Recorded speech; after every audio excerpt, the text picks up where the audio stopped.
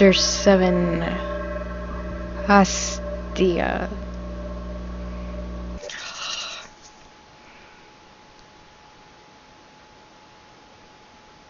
Ooh, we're in like a...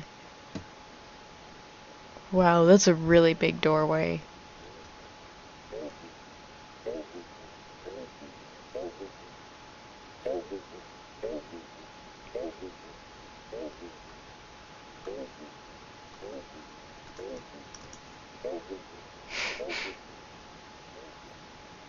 Okay. Oh.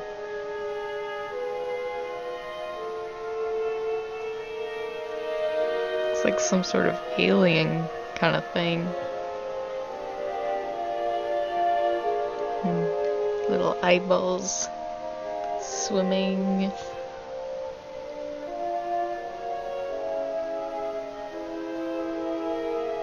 Gotta say, it's very detailed in this level. All the colors and stuff. Oh. Okay. Weird.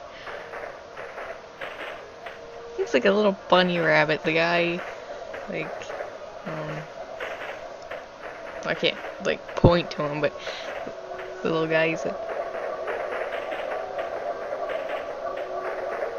kind of looks like a little bunny rabbit.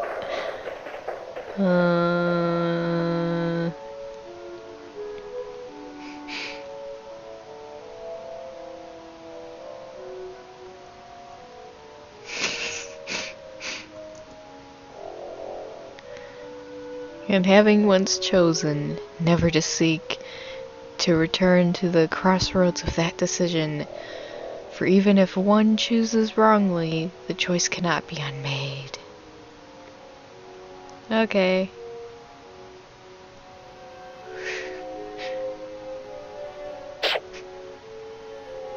Oh, it's the little dolls we collected in the one level. Okay.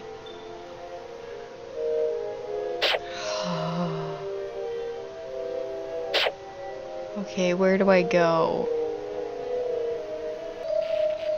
I knew it was an alien.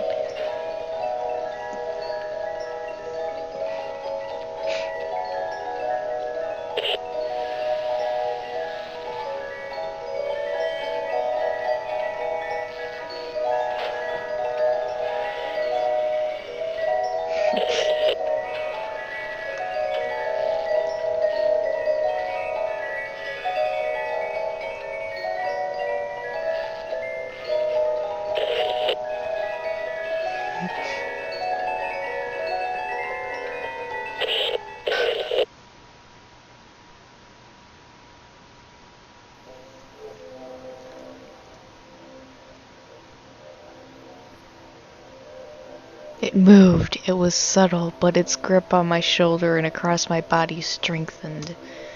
No tears came, but God, how I wanted to cry. As its hand and arm slowly coiled around me, my leg brushed along the cool wall, which the bed lay against. Of all that happened to me in that room, this was the strangest. Whoa, that's creepy. That's so creepy.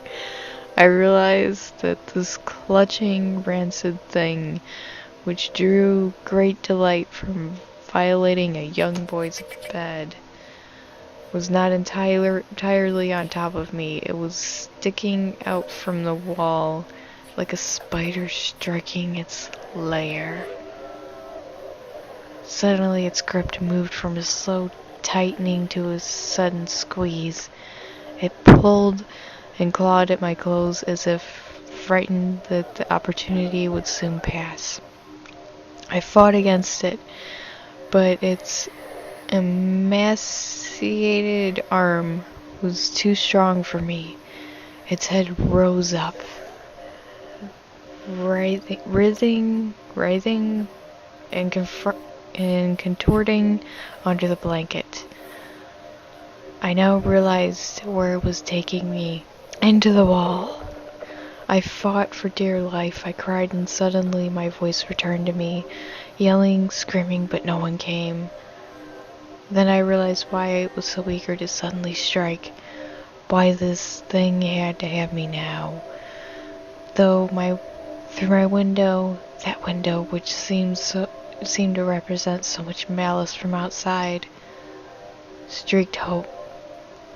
The first rays of sunshine. I struggled further, knowing that if I could just hold on, it would soon be gone. As I fought for my life, the unearthly parasite shifted slowly, pulling itself up my chest. Its head now poking from under the blanket, wheezing, coughing, rasping. I do not remember its features, I simply remember its breath against my face, foul and cold as ice. As the sun broke over the horizon, that dark place, its suffocating room of contempt was bathed in sunlight. I passed out as its scrawny fingers encircled my neck, squeezing the very life from me.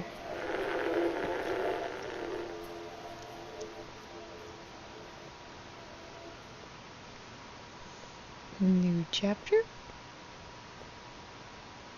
I'm thinking, oh no. I awoke to my father offering to make me some breakfast, a wonderful sight indeed. I had survived the most horrible experience of my life until then, and now. I moved the bed away from the wall, leaving behind the furniture I had believed would stop that thing from taking a bed. Little did I think that it would try to take mine and me.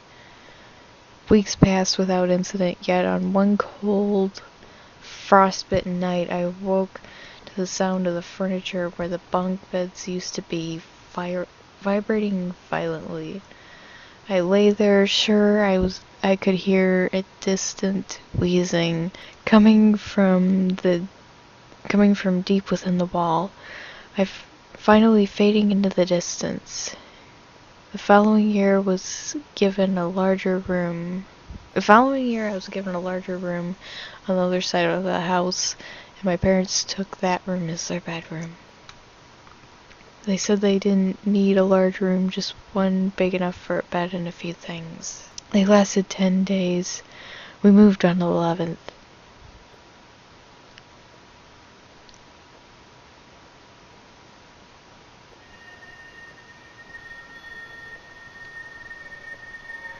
It moves, a game by Snow Owl. Oh, it's over? Man. That was a fun game. I have to admit, that was a really fun game. That was probably the most, I know I've only done a few Let's Plays so far, but that was the most fun one I've played. That was definitely fun. It was scary, and then just it definitely had a story that just pulled you in.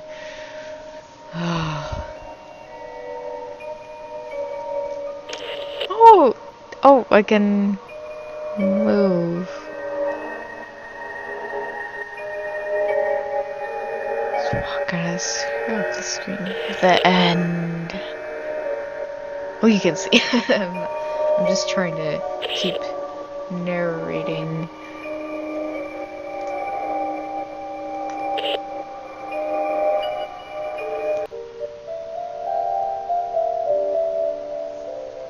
Time to move on to a new Let's Play.